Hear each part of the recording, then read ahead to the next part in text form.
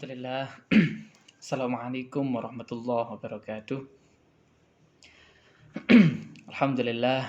Alhamdulillahilladzi qad waffaqa lil ilmi khaira khalqihi walittiqa. Musalliyan ala nabiyil mustafa wa alihil mustakmilin syarafa. Hamdan yuafi ni'amahu wa yukafi mazidah. Ya Rabbana lakal hamd kama yanbaghi li jalali wajhikal karim wa 'azimi sultanik. Subhanaka la nuhsi thana'an kama asnita ala nafsik. Falakal hamdu hatta tarda, walakal hamdu idza radita, walakal hamdu ba'da ridha.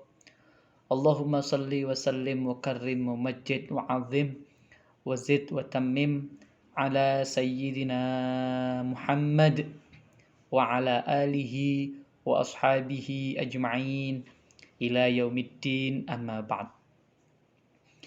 Alhamdulillah, kita patut bersyukur kepada Allah Subhanahu wa taala atas limpahan rahmat, ridho, taufik, inayah, ma'unah, kenikmatan yang Allah berikan kepada kita. Dengan kenikmatan yang tak terhitung jumlahnya.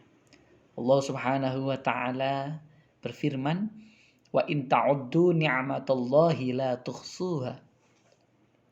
Ketika engkau akan menghitung, ketika engkau menghitung seluruh nikmat yang telah diberikan oleh Allah Subhanahu wa taala, niscaya engkau tak akan bisa menghitungnya. Maksudnya tidak terhitung.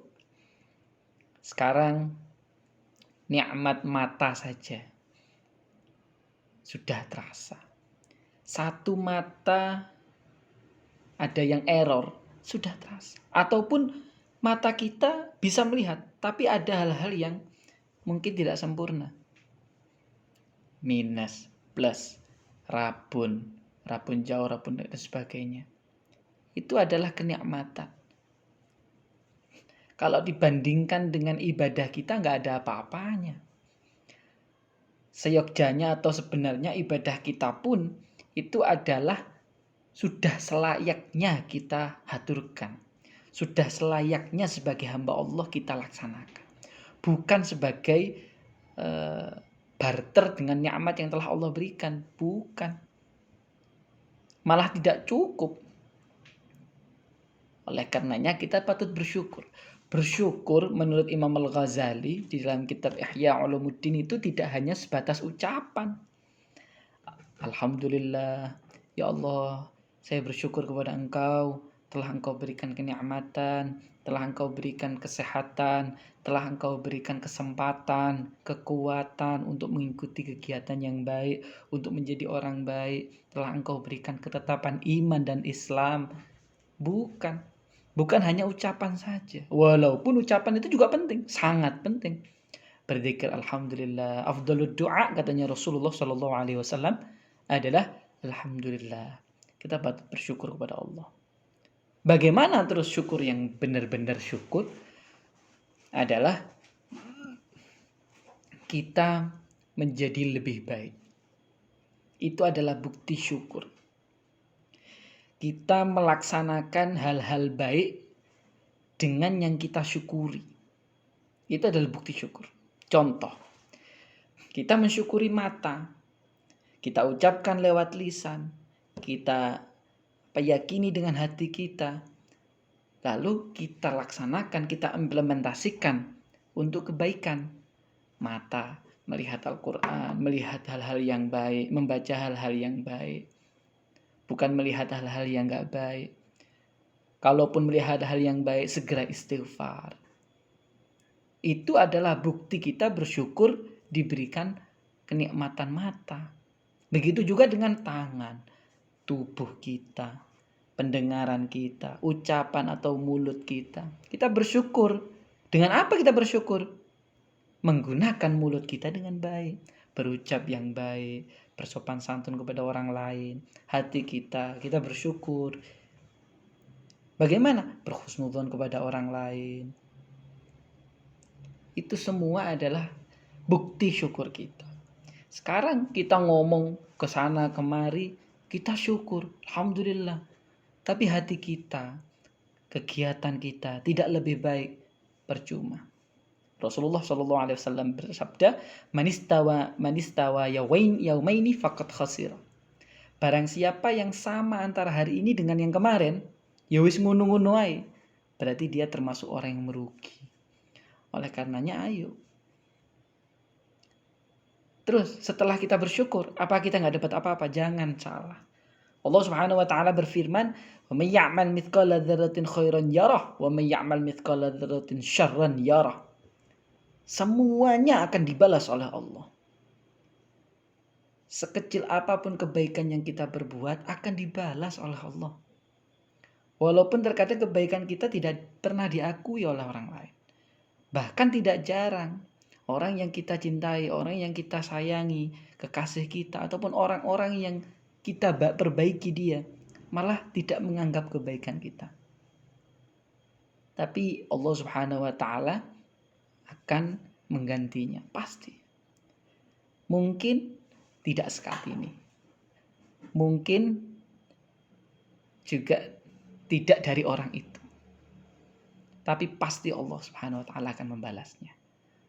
Walaupun terkadang tidak di waktu yang kita inginkan, tapi Allah tahu dan Allah berikan di waktu yang kita butuhkan. Allah Subhanahu wa taala berfirman di dalam Al-Qur'an, "Asa an takrahu syai'an wa huwa khairul lakum wa asa an tuhibbu syai'an wa huwa syarrul lakum wallahu ya'lamu wa antum la ta'lamun." Terkadang sesuatu yang kita benci di dalamnya ada suatu kebaikan. Dan terkadang sesuatu yang kita sukai atau kita cintai, di dalamnya ada suatu keburukan. Karena Allah Subhanahu wa taala yang tahu. Dan kita semua belum tahu atau tidak tahu. Oleh karenanya kita patut bersyukur kepada Allah dan terus berhusnudzon kepada Allah. Terus melaksanakan kebaikan, istiqomah, jangan pernah lelah. Kita boleh lelah, kita boleh istirahat, kita boleh menangis, kita boleh sedih, setelahnya bangkit lagi. Di dalam hidup bukan ukuran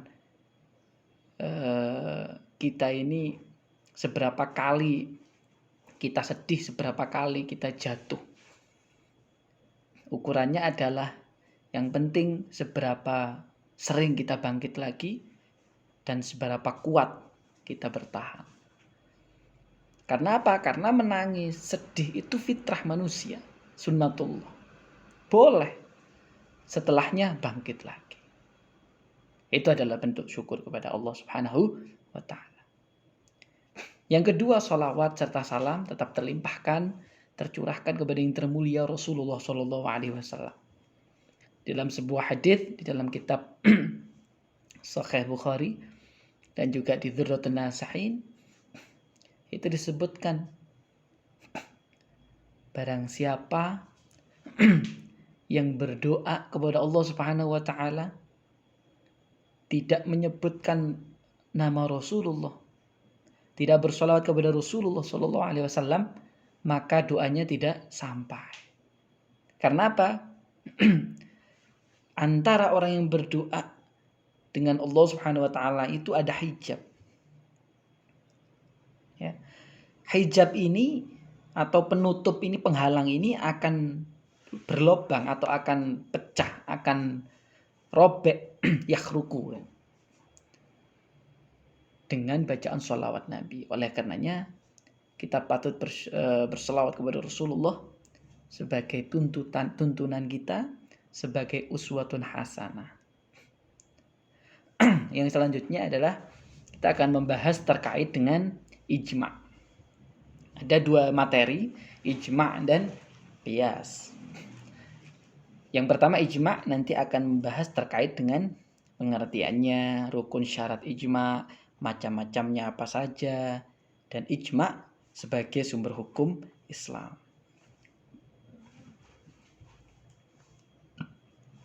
Sebagai sumber hukum Islam ini setelah Al-Quran dan Hadits. Jadi urut.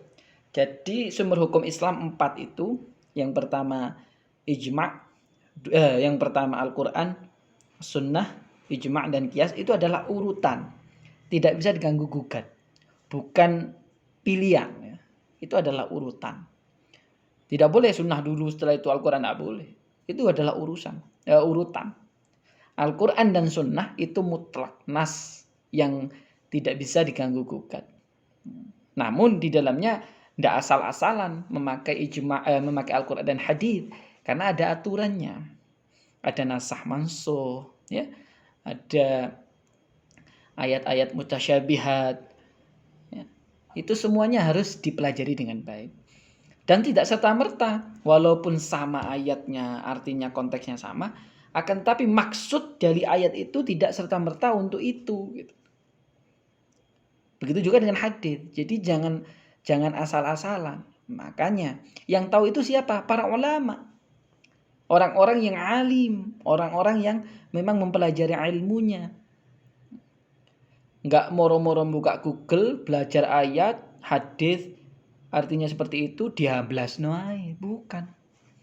Kita harus paham asbabul wurudnya, asbabun nuzulnya. Kita harus paham terkait dengan balaghah, terkait dengan mantik, terkait dengan ilmu bayan, terkait dengan banyak ilmu tafsir.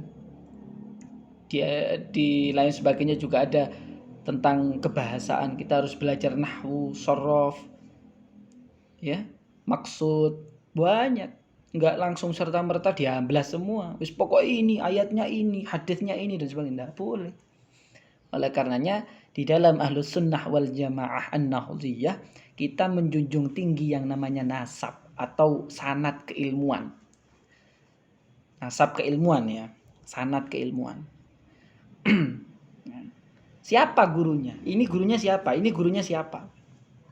Harus. Kalau enggak bahaya. Akidahnya, keilmuannya, syariatnya, akhlaknya ini urut kepada siapa?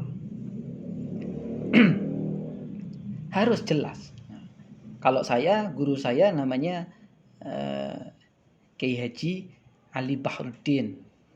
Dia ulama thariqah. Untuk Al-Quran saya juga punya guru namanya Yai Salahuddin.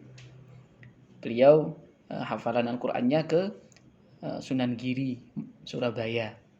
Juga ada Kiai Haji Abdullah. Beliau hafalannya ke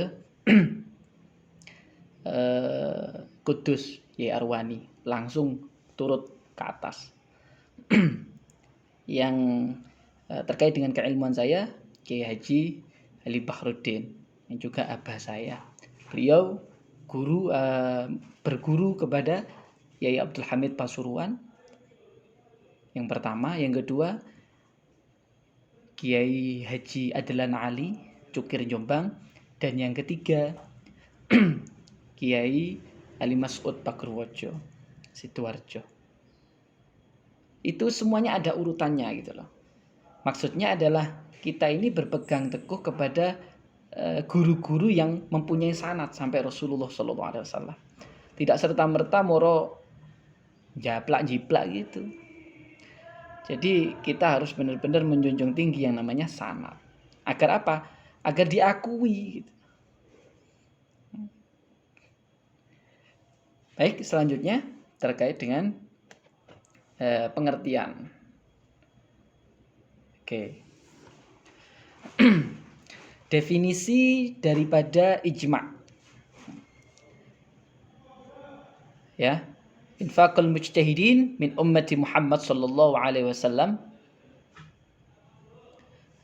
Infaqul mujtahidin min ummati Muhammad sallallahu alaihi wasallam fi 'asri min al-'usur ba'da wafati ala hukm syar'i. Jadi kesepakatan yang didapat daripada para mujtahid, yang para mujtahid jadi adalah umat daripada Rasulullah sallallahu alaihi wasallam tentang hukum syara. Hasil ijtihadnya adalah tentang hukum syara pada waktu tertentu setelah wafatnya Rasulullah sallallahu alaihi wasallam. Ketika ada Rasulullah ya tidak diakui. Bukan ijma' namanya. Ijma' ini secara definitif dibagi menjadi dua. Yang pertama etimologi, yang kedua terminologi. Etimologi itu secara bahasa, terminologi itu istilah. Etimologi al-azmu, ya, ketetapan hati. Yang kedua al-ittifaqu atau kesepakatan, konsensus ya. Yang terminologi istilah ini menurut suatu kitab disebutkan kesepakatan semua ulama mujtahid daripada umat Rasulullah tentang ijtihad, tentang syariat. Kesepakatan semua mujtahidin di antara umat Islam. Itu terminologinya. Yang kedua, azam. Yang pertama azam tadi ya, itu menurut Al-Quranul Karim, artinya karena itu bulatkanlah keputusan dan kumpulkanlah sekutu-sekutumu. Ini maksudnya memerintah untuk membuat keputusan secara bermusyawarah di antara para alim. Konsensus falamma dhahabu bihi wa ajma'u ay yaj'aluhu fi ghayabatil jub wa auhayna ilaihi latunabbi'annahum bi amrihim hadza wa hum la yash'urun. Maka tatkala mereka membawanya dan sepakat memasukkannya ke dalam sumur, lalu mereka memasukkan dia. Ini di dalam surat Yusuf.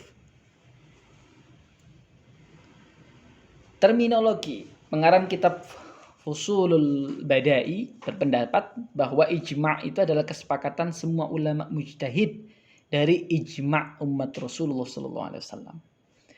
Yang kedua, menurut Profesor Dr. Abdul Wahab Khalaf, ijma' menurut istilah ulama usuliyin ya, kesepakatan semua mujtahidin di antara umat Islam.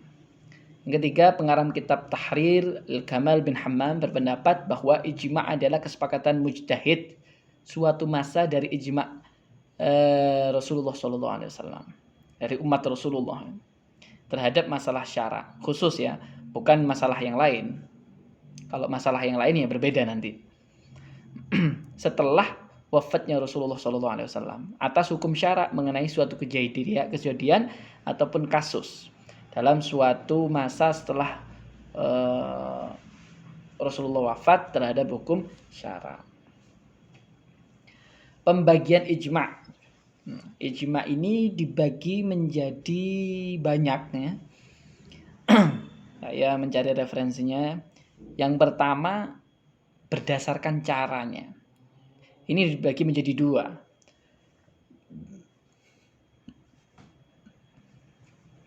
Shoreh dan juga sukuti.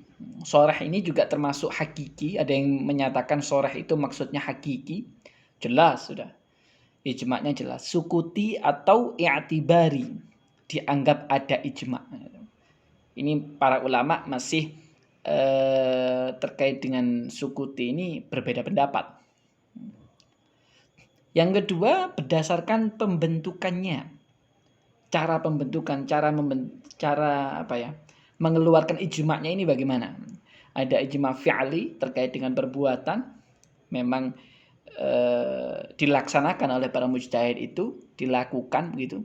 Ijma' mangkuli, ucapan ya, fatwanya yang difatwakan. Ijma' muskhos. Ijma' muskhos ini khusus gitu. Pada kasus-kasus khusus dan pembentukannya atau kesepakatan itu terjadi juga dengan khusus. Yang selanjutnya, yang ketiga, berdasarkan waktu dan orangnya. Yang pertama ada ijma' sahabi. Jadi yang melaksanakan ijma' itu adalah para sahabat ahlul bait. Ini yang ahlul bait ini ada pengecualian karena dari ulama-ulama Syiah yang menganggap itu. Jadi maksudnya adalah ijma' para imamiyin ya. Menurut mereka itu yang diyakini menjadi para imamnya mereka. Berbeda dengan Ahlus Sunnah wal Jamaah. Yang ketiga khulafaur rasyidin ya. Yang keempat Syekhan. Syekhan ini ada dua, hanya Abu Bakar dan Umar bin Khattab radhiyallahu an. Ijma berdasarkan keyakinan. Nah, ada qat'i, ada dhanni. Nah, dhanni ini juga sama seperti yang tadi Sukuti. Ini beberapa ulama masih berpendapat ada yang menyatakan itu bisa dikatakan ijma, ada yang tidak bisa dikatakan ijma dengan alasan yang berbeda-beda. Dengan alasannya sendiri-sendiri ya.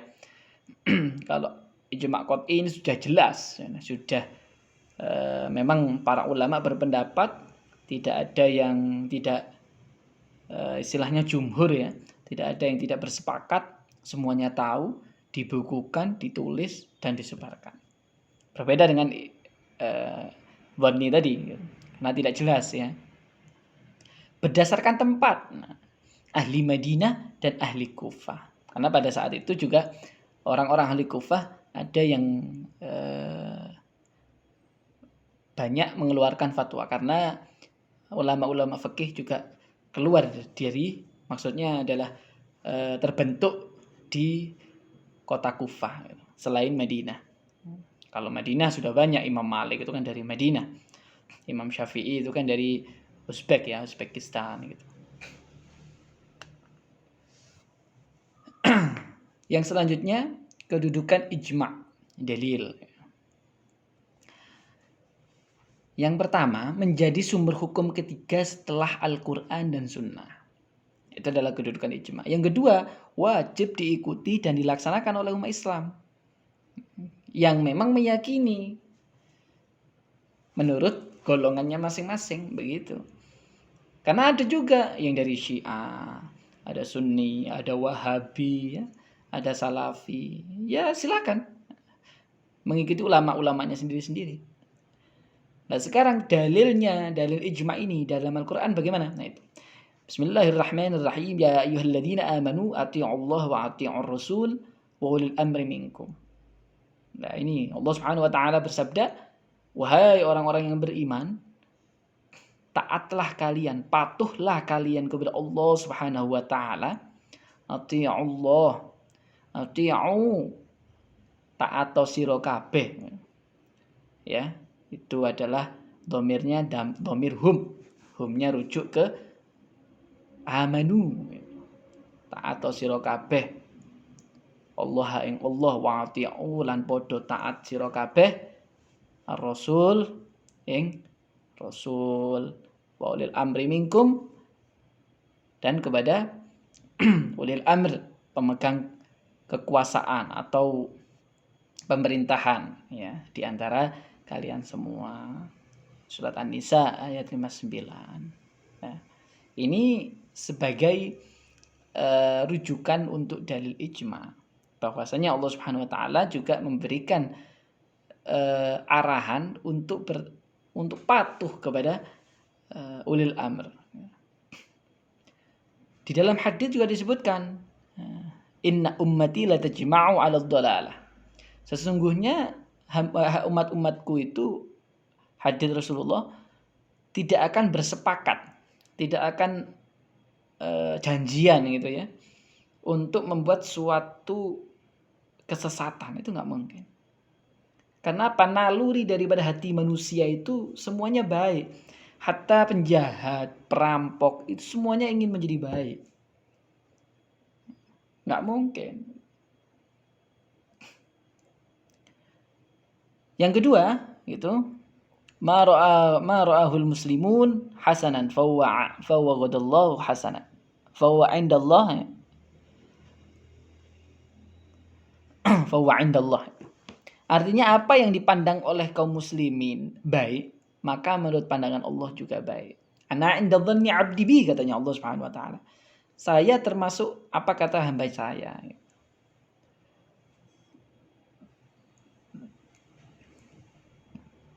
Nah, sekarang yang akli, dalil akli. Jika seorang mujtahid yang sudah masuk dalam syarat mujtahid ya, tidak mujtahid abal-abal gitu ya, kayak video 1, 2, 3, 4, 5 itu ya, 1 bulan 2 bulan wis alim wis ya.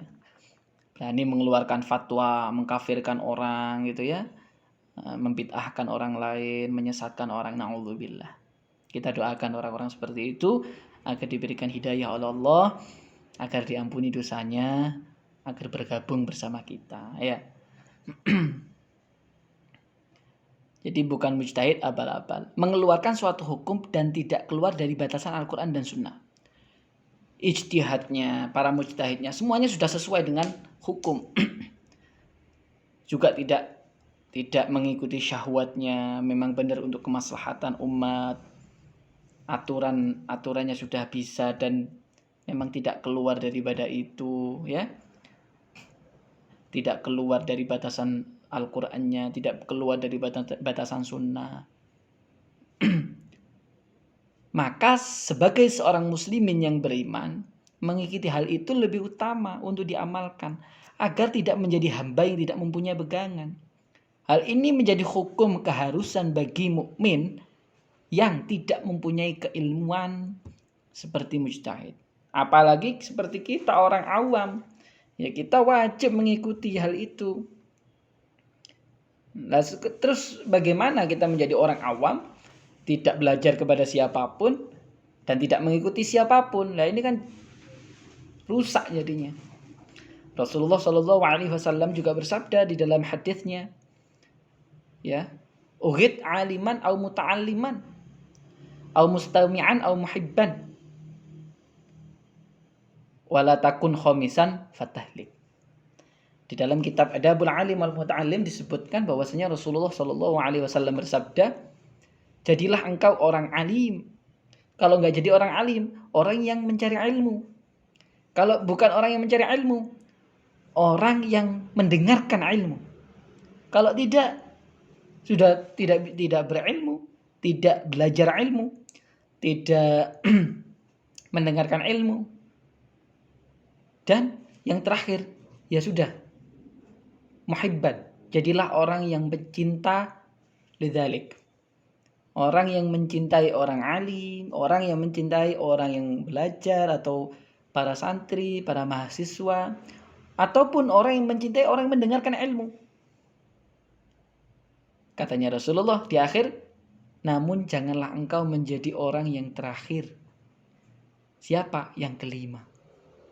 Yang kelima ini adalah sudah bukan orang yang berilmu, sudah bukan orang yang menuntut ilmu, sudah juga bukan orang yang mendengarkan ilmu, dan tidak menyukai orang yang berilmu, nggak menyukai orang yang berilmu, nggak menyukai orang yang belajar ilmu, nggak menyukai orang yang mendengarkan ilmu. Naudzubillah. Maka engkau akan rusak, katanya Rasulullah Shallallahu Alaihi Wasallam. Oleh karenanya, kita nggak tahu apa-apa, sepatutnya lah kita ini berpegangan kepada para ulama, para salafun salihin, para orang alim, biar kita tidak kesasar. Was'alu ahla dzikri in kuntum la ta'lamun, katanya Allah Subhanahu wa taala. Bertanyalah engkau, ikutlah engkau kepada orang-orang yang berilmu, kepada orang-orang yang ahli zikir, kepada orang-orang yang alim, ketika engkau tidak faham.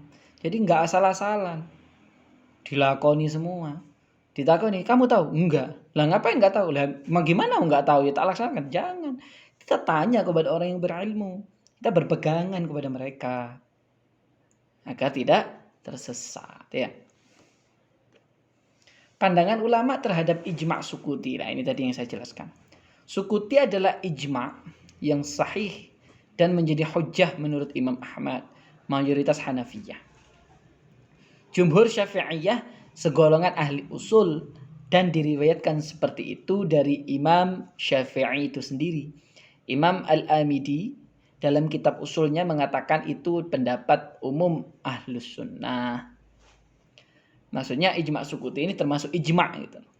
Itu para ulama-ulama yang mengakui bahwa ijma' Sukuti ini adalah termasuk bisa dikatakan ijma' dan bisa digunakan untuk hukum. Yang kedua, Sukuti termasuk ijma' tapi bukan merupakan hujjah. Tidak bisa dijadikan hukum yang kuat gitu ya. Menurut pendapat Az-Zairafi dan salah satu pendapat madhab Syafi'i, mungkin ada beberapa, tapi tidak semua. Yang semua itu yang mengatakan ijma sukuti boleh. Yang ketiga, sukuti bukanlah ijma menurut Malikiyah dan Imam Baqilani, Isa Ibnu Hibban, Asy-Syafi'i sendiri, Dawud Al-Hariri, serta pilihan Imam Fakhrul Razi dan Imam Baydawi. Ada yang memang bukan termasuk ijma ya. Rukun dan syarat ijma sekarang. Rukun ijma ada 4, yaitu pada saat terjadinya peristiwa itu mujtahid jumlahnya lebih dari 1 orang, bukan 1 mujtahid saja ya. 2, sepakat atas hukum syar'i tentang suatu peristiwa. Tidak boleh ada yang tidak sepakat begitu. Ada kesepakatan itu dimulai. Ada waktunya menetapkan kesepakatan itu dari semua mujtahid terhadap suatu hukum. Ada penetapannya. Syarat ijma ada 4, yang bersepakat adalah para mujtahid ya, memenuhi syarat pastinya. Yang bersepakat adalah seluruh mujtahid, bukan orang awam ya. Kalau ada orang awam berarti dia tidak dikatakan mujtahid gitu kan. Ijma dilakukan setelah wafatnya Rasulullah SAW. Kesepakatan mereka harus berhubungan dengan syariat. Kalau tidak berhubungan dengan syariat, berbeda begitu ya. Ya bukan dinamakan ijma namanya. Contoh ijma ya, diangkatnya khalifah dan pemerintahan setelah wafatnya Rasulullah dari antara sahabat, ini adalah ijma sahabi. Pembukuan Al-Qur'an ya di zaman Khulafaur Rasyidin, ini adalah ijma Khulafaur Rasyidin. Adzan Jumat 2 kali ya. 4 hukum keharaman rokok. Nah, ini ijma yang baru-baru ini ya. Sekarang yang selanjutnya adalah qiyas. Qiyas ini ada 4 subbab pengertian qiyas, rukun dan syarat qiyas, macam-macam qiyas. Qiyas sebagai sumber hukum dalam Islam ya. Apa saja kita lihat.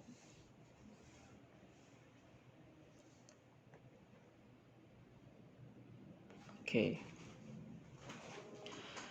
Definisinya, wa kullu ma nazala bi muslimin fa fihi hukmun lazimun alaih idza kana bi'aini ittiba'i wa idza lam yakun fihi bi'aini yatlubu ad-dalalah ala sabilil haqq bil ijtihad wal ijtihad huwa qiyas. Setiap kejadian atau peristiwa yang terjadi pada seorang muslim pasti ada hukumnya. Entah itu hukum mubah, entah itu hukum makruh, entah itu hukum sunnah, entah itu hukum wajib, entah hukum haram, semuanya ada. Ya, semuanya ada. Tidur itu hukumnya mubah. Makan minum itu hukumnya mubah. Menjadi wajib, menjadi sunnah, menjadi makruh, menjadi haram, itu terkait dengan niatnya, terkait dengan waktu, situasi, dan kondisinya. Atau ilat yang mempengaruhi. Ini yang harus diperhatikan ya. Semuanya ada. Bahkan di dalam suatu kaidah disebutkan al-aslu fi kulli syai' ibahah. Sebenarnya asal daripada segala sesuatu itu mubah. Ya. Kelanjutannya, namun itu menjadi sampai ada sesuatu yang menyebabkan dia menjadi haram atau menjadi mubah atau menjadi wajib atau menjadi sunnah dan sebagainya. Di dalam kitab usul fikih itu disebutkan Faridatul Bahiyah, Asybah wan Nadhair ya. Selanjutnya, dan ia wajib mengikuti nas apabila ada nasnya. Kalau ada nas, kita wajib sebagai umat Islam, kita wajib melaksanakan nas itu. Contoh, kita berbuat baik kepada orang lain, ya wajib. Kita beribadah kepada Allah, sholat, ada nasnya, wajib dilaksanakan. Nah kalau tidak ada, dan apabila tidak ada nasnya dari permasalahannya, dilalahnya atau dalilnya, ya, nggak ada nas di atas jalan yang benar dengan ijtihad, dan ijtihad itu adalah qiyas. Maksudnya dilaksanakanlah ijtihad begitu. Karena apa? Karena nggak ada dalilnya begitu. Nggak ada ijma'nya mungkin. Nah akhirnya dibuatlah qiyas. Ini menurut Imam Syafi'i.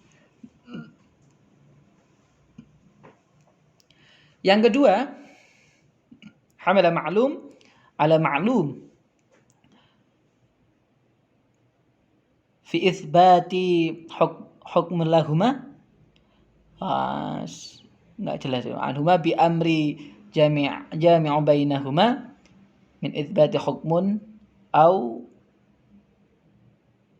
itu tak apa kalau di sini nggak jelas. Tadi di laptop jelas. Artinya mengagungkan sesuatu yang diketahui kepada menanggungkan sesuatu yang diketahui kepada sesuatu yang sudah diketahui. Dalam hal menetapkan hukum pada keduanya atau meniadakan hukum dari keduanya, disebabkan adanya hal yang sama antara keduanya dalam penetapan hukum ataupun peniadaan hukum. Jadi menurut Imam Al-Ghazali, menanggungkan sesuatu atau menyamakan sesuatu begitu ya dengan sesuatu yang sudah ada dan memang sudah diketahui sebelumnya. Masalah tadi juga sudah diketahui. Diketahui bagaimana? Diketahui masalahnya, zatnya, ilatnya, hukum asalnya, semuanya diketahui. Jadi kita nggak boleh serta-merta mengiaskan sesuatu dengan ijma', itu tidak boleh sebelum kita benar-benar tahu bagaimana permasalahannya.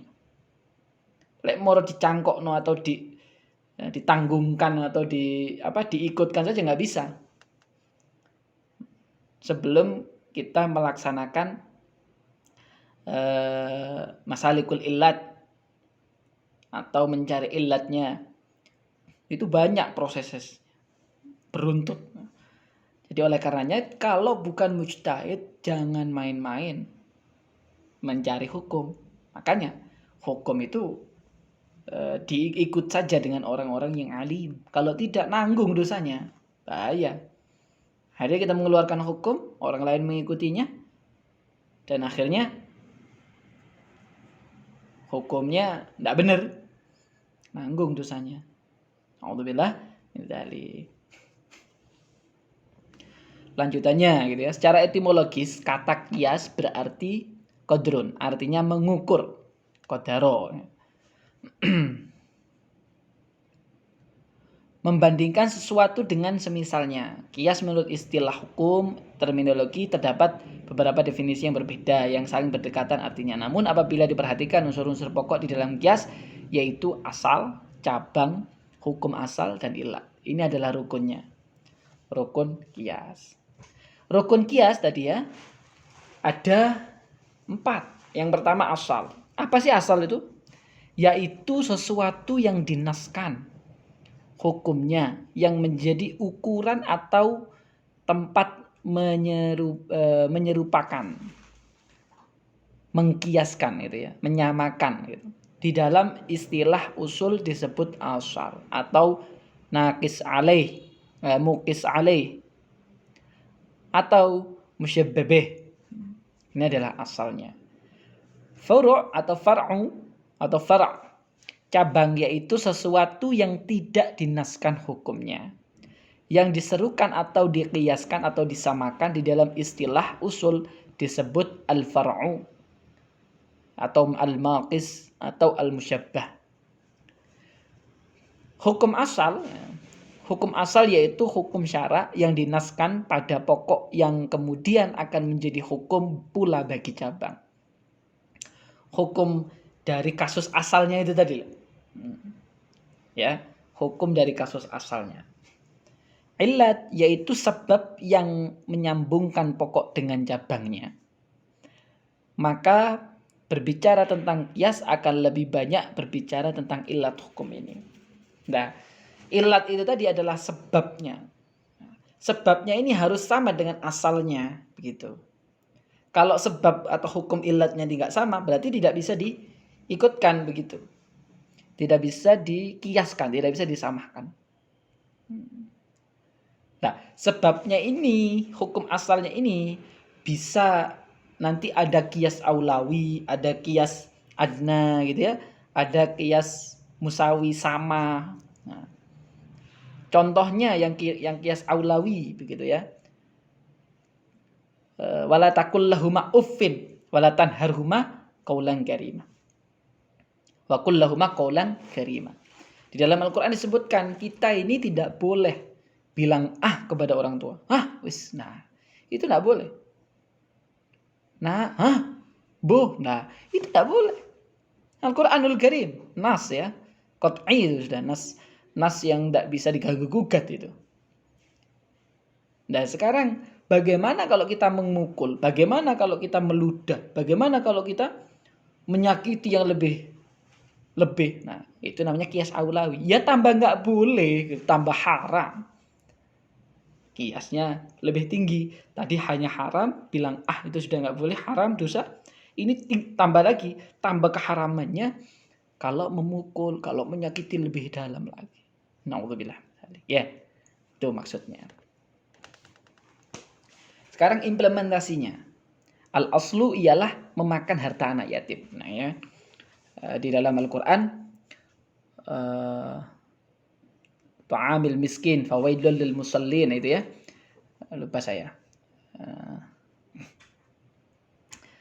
Ayat surat apa itu?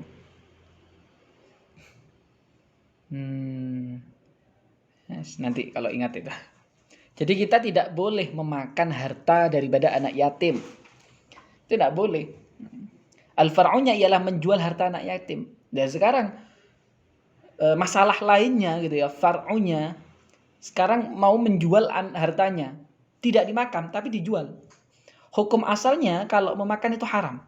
Nah, sekarang ilatnya ialah kenapa kita nggak boleh menjualnya juga.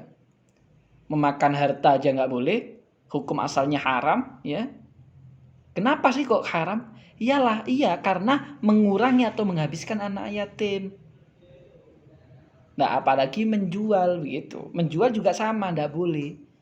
Jadi sama hukumnya menjadi haram. Karena hukum asalnya haram, gitu. Paham ya?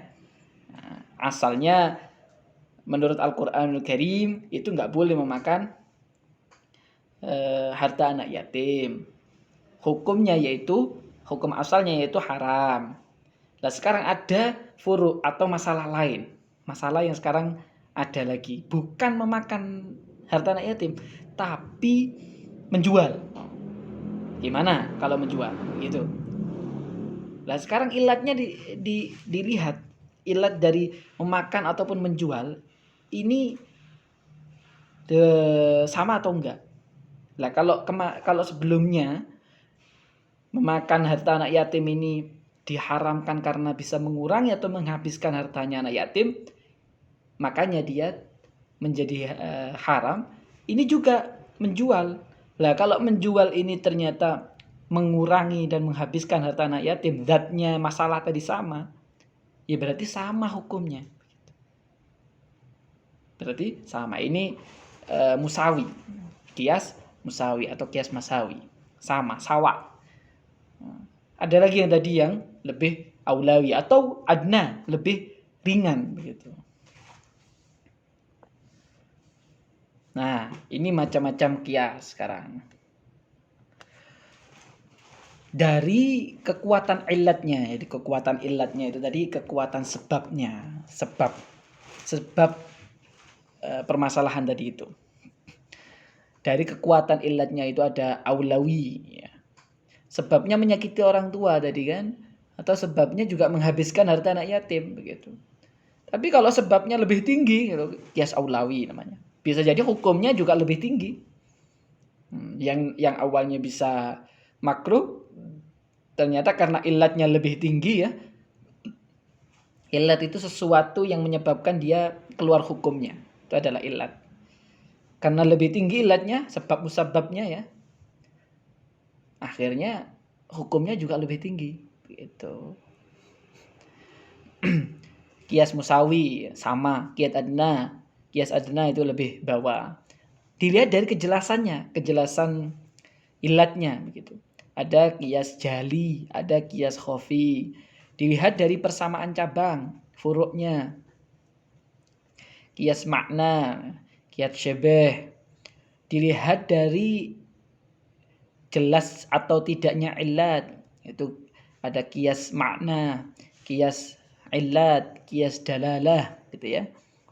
Dari segi keserasian, kesamaan. Kias muathir ya, kias mulaim, atau dilihat dari segi metode, cara kiasnya gitu ya.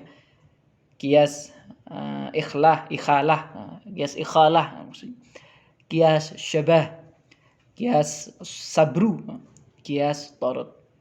Ini adalah macam-macam kias. Syarat kias sekarang tidak bertentangan dengan hukum asal. Kalau bertentangan dengan hukum asal, ya berarti lucu. Padahal zatnya sama begitu ya. Tapi bertentangan, tidak boleh. Contoh. Sekarang khamar dengan narkotika. Di Al-Quran tidak ada itu. Al-khamru wal maisiru rijsun min amali syaitan. Fajtanibuh, kan gitu di Al-Quran. Masa di Al-Quran ada al-khamru wal maisir wal narkotika tuh ya nggak boleh, nggak bisa. Memang nggak ada. Akhirnya kan dikiaskan itu, ya kan? Dikiaskan karena sama-sama merusak tubuh, menghilangkan akal. Narkotika dengan khamr maisir. Rijsun min amali syaitan. Hal-hal yang tidak baik daripada syaitan gitu. Nah, kok narkotika halal, khomernya haram. Nah ini kan lucu, bertentangan. Nah ini tidak boleh, syaratnya harus nggak bertentangan. Bisa jadi ke atas, bisa jadi ke bawah, bukan malah bertentangan. Paham ya? Begitu. Yang kedua, hukum asalnya harus tabit tetap dengan nas atau ijma. Hukum yang diikuti tadi ya, hukum yang dirujuk, yang akan disamakan dengan far'onya, dengan cabangnya, itu tidak boleh hukum yang berubah-ubah. Jadi sama-sama ini hasil kias terus dikiaskan lagi, tidak boleh. Jadi pengambilan penyamaan kias tadi harus dengan hukum yang tabit. Contohnya adalah ijma, sunnah, dan juga Al-Quran. Pada hukum asalnya terdapat ilat yang diketahui. Ya, hukum asal yang mau disamakan dengan furuknya atau masalah baru ini tadi, itu diketahui. Sama-sama diketahui. Jadi ilatnya tidak diketahui. Wis pokoknya dicantolno tidak bisa. Nah sekarang contoh tadi apa namanya, khamr itu diharamkan kenapa begitu? Kenapa? Karena bisa menghilangkan akal. Akhirnya membuat orang jadi tidak sadarkan diri, juga merusak tubuh. Nah karena itulah muncul khamr itu haram begitu. Nah kalau tidak tahu ilatnya, sebabnya diharamkannya itu, ya nggak boleh moro dicangkokkan, disamakan dengan furu atau masalah baru. Nah, itu harus tahu dulu gitu. Yang keempat, ilatnya mencakup makna yang sesuai dengan hukumnya. Nah, sama ilatnya tadi.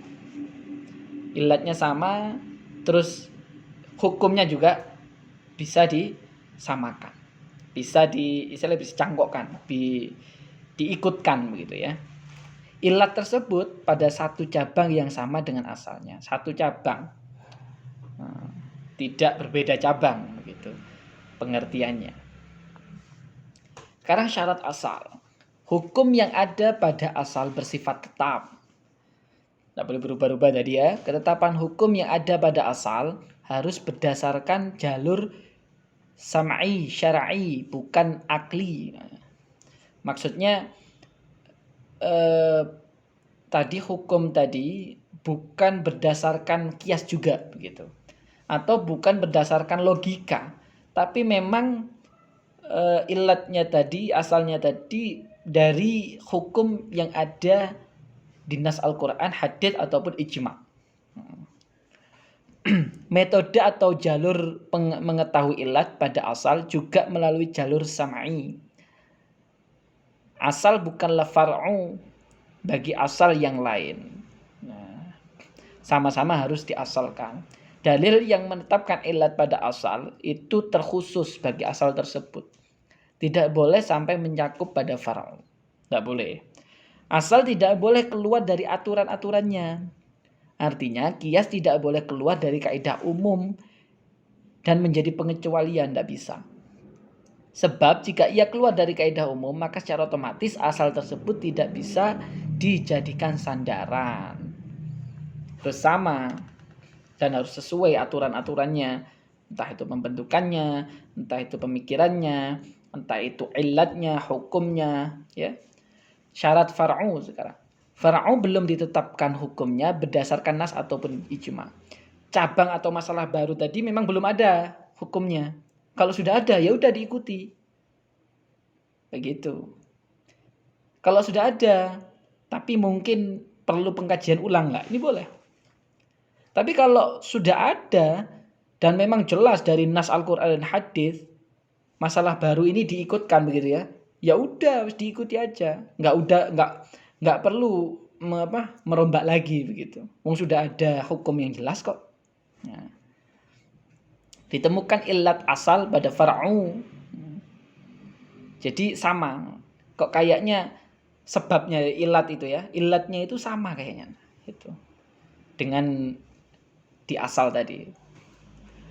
Kadar ilat yang terdapat pada far'u tidak boleh kurang dari kadar ilat yang terdapat pada asal. Jadi apa ya? Ukurannya itu sama begitu. Podo-podo menyakiti orang tua tadi ya. Podo-podo yang homer, podo-podo sama-sama memabukkan dan menghilangkan akal begitu.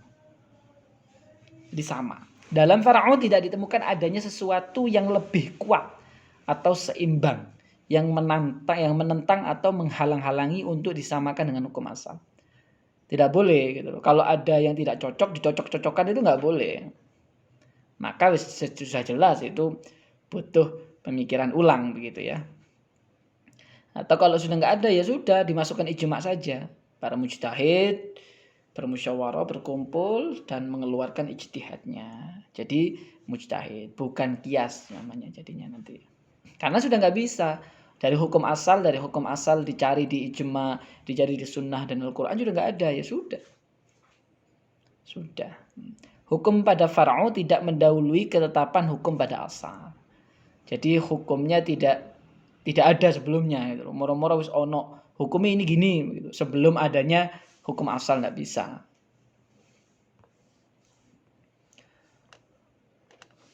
Syarat hukum asal berupa hukum syara yang ditetapkan oleh nas ataupun ijma. Jadi hukum yang ada di asal tadi dari masalah pertama, contoh tidak boleh bilang kepada orang tua, terus juga nggak boleh minum khamr dan sebagainya, itu sudah hukum syara, bukan hukum-hukum yang nggak jelas begitu ya. Harus berupa hukum yang makul, rasional ya, tidak ngambang begitu. Dan memang hukumnya bisa ditangkap sebabnya, alasannya kenapa itu bisa dipertanggungjawabkan begitu. Syarat ilat sekarang, ilat harus berupa sifat yang jelas dan tampak. Nggak boleh ilatnya ini nggak jelas, hanya bayang-bayangan begitu ya, hanya nggak bisa, pokoknya ambigu begitu. Ilatnya harus kuat, harus memiliki korelasi munasib antara hukum yang ditetapkan dengan ilatnya. Tidak berupa sifat yang hanya bisa ditemukan pada asal saja. Sifat tersebut tidak bertentangan dengan nas. Itu syarat ilat. Macam-macam ilat sekarang. Ada ilat itu munasibul mu'athir. Yang yang sangkut paut, yang ditunjukkan oleh syarak bahwa itulah ilat hukum adalah atasnya gitu. Jadi yang lebih atas gitu ya, yang disangkut pautkan ke yang lebih tinggi begitu. Al-munasib al-mula'im. Munasib yang atau ilat yang munasib yang tidak diiktibarkan syarak dengan zatnya, akan tetapi ada dalil lain baik nas atau ijma' yang menunjukkan bahwa munasib tersebut adalah ilat hukum. Yang ketiga, munasib mulgha, yaitu sesuatu yang sepintas lalu menimbulkan prasangka bahwa hal tersebut menimbulkan hikmah, akan tetapi tidak ternyata ada dalil syarak bahwa munasib tersebut tidak diakui. Nah, ini malahan dilarang oleh syarak. Nah, munasib mursal atau munasib mutlak.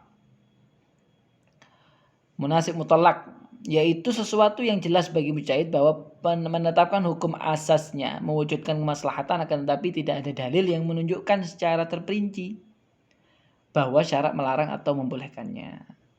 Ini macam-macam kasusnya begitu.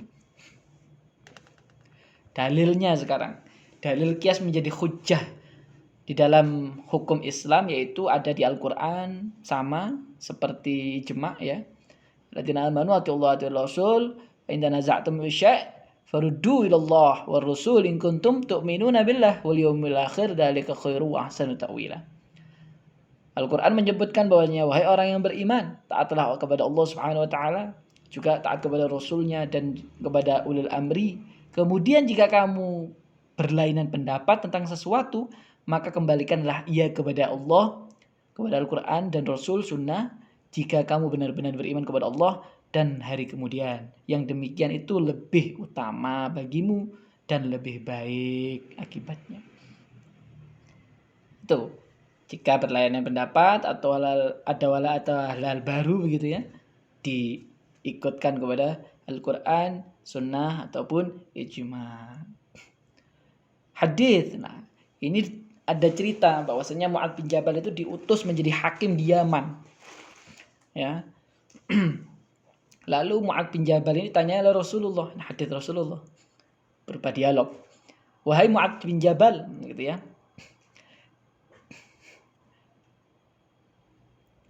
Dengan apa engkau akan memutuskan perkara yang dihadapkan kepadamu? Ditanyai Mu'adz bin Jabal. Lalu Mu'adz bin Jabal mengatakan ia akan memutuskan hukum dengan berdasarkan kitab Allah yang pertama. Yang kedua, berdasarkan sunnah Rasul. Kalau nggak ada, yang pertama Al-Quran nggak ada, sunnah Rasul juga nggak ada, hasil ijtihadnya sendiri. Jika hukum suatu masalah tidak ditemukan dalam sumber hukum tersebut, mendengar jawaban itu Rasulullah mengatakan segala pujian bagi Allah yang telah memberikan taufik atas urusan Rasulullah SAW. Maksudnya kalau sudah nggak ada ya dalam di dalam Al-Quran nggak ada, di dalam hadits Rasulullah nggak ada, terus juga pendapat ulama juga nggak ada, akhirnya dia akan berikhtiar dengan dirinya sendiri dengan mengikuti daripada nas yang ada, baik itu Al-Quran, Sunnah dan ijma', dibenarkan oleh Rasulullah SAW. Dalil qiyas lanjutan ijma' sahabat. Dalam praktiknya para sahabat menggunakan qiyas, seperti apa yang dilakukan sahabat Abu Bakar terkait dengan persoalan galalah. Bahkan para sahabat sendiri juga melaksanakan qiyas seperti itu. Sekarang dalil aklinya. Tadi nakli, sekarang akli. Yang satu, Allah Subhanahu wa taala memberikan hukum demi kemaslahatan. Apabila ada permasalahan atau persamaan kemaslahatan hamba-hambanya, nah, ada kasus yang tidak dinaskan, maka itu boleh dan dianggap baik. Lah terus bagaimana kita akan menghukuminya kalau nggak ada? Kalau sekarepan ya nggak boleh. Sedangkan segala sesuatu itu ada asalnya, ada hukumnya. Kalau diamblas semua ya dosa nanti. Kita ini hidup ada aturannya, kan begitu. Nah, nas Al-Quran dan Sunnah jumlahnya terbatas, tidak banyak. Oleh karenanya dibutuhkanlah ijma dan juga qiyas ini untuk mencari hukum tersebut. Ini adalah hukum aklinya, nas aklinya ya. Sekarang contoh qiyas, tidak sah akad nikah pernikahan kecuali apabila umur si pengantin wanita 16, si pengantin pria 18 itu minimal. Karena apa? Karena kalau terlalu muda juga nggak boleh. Katanya Rasulullah juga tidak boleh. Terlalu muda sekali. Yang kedua, mempersamakan hak laki-laki dan perempuan di dalam warisan. Secara zahir ini adalah hal yang munasabah, akan tetapi ditolak oleh syariat. Ini yang terjadi di masyarakat. Padahal di dalam syariat tidak boleh.